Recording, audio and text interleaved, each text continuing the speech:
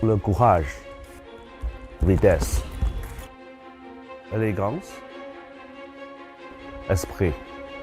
L'escrime dans mes yeux. Allez! 我从事的是击剑项目。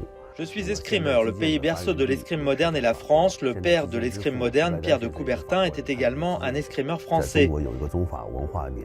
Après les Jeux Olympiques de Sydney, l'année croisée Chine-France a été organisée en Chine. Le sport fait partie de la culture et les Français n'ont demandé qu'un match d'escrime avec la Chine. Nous avons donc organisé une compétition au Temple du Ciel et la France a fait venir une troupe d'escrime et de danse pour présenter les Trois Mousquetaires.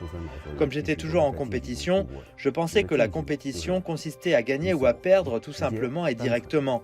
Cependant, ce spectacle m'a fait prendre conscience de l'aspect culturel de l'escrime au-delà du sport et m'a donné une toute nouvelle compréhension de ce sport.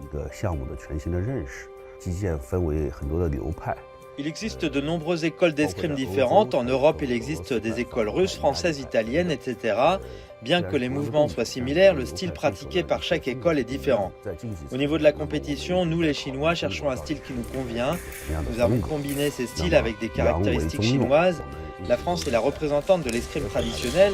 Nous avons donc toujours choisi de poursuivre le style français en termes d'échange de personnel, d'apprentissage et de style en général. En commençant par Luan Zhujié, la première championne olympique chinoise d'escrime, c'est un expert français qui est venu en Chine en 1984 pour entraîner Luan Zhujié. Lors des Jeux Olympiques de Beijing en 2008, Christian Bauer était l'entraîneur en chef de l'équipe chinoise de sabre. Sous sa direction, Zhong Man a remporté la médaille d'or. Ensuite, lors des JO de Londres en 2012, l'équipe féminine chinoise d'épée a décroché le titre olympique avec Daniel Levavasseur comme entraîneur en chef. Sans oublier Hugo Bry, qui a porté Su Niwen lors de sa victoire aux JO de Tokyo. En Chine, tout le monde le connaît.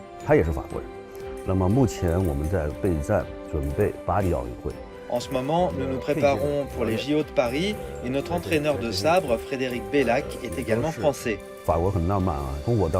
La France est un pays romantique. Depuis que j'ai commencé à faire de l'athlétisme, je n'ai jamais concouru dans un stade. Je me souviens d'avoir concouru au Louvre, à la Tour Eiffel et cette fois-ci lors des Jeux Olympiques à Paris. Les épreuves d'escrime se disputeront au Grand Palais en bordure des Champs-Élysées. Mais la compétition sportive est comme ça. Nous pouvons être d'accord avec certains de ses aspects, y compris apprendre à ses côtés, mais quand il s'agit de la compétition, la France sera notre principal adversaire direct. Les Jeux Olympiques sont une fête sportive, l'équivalent sportif du prix Nobel.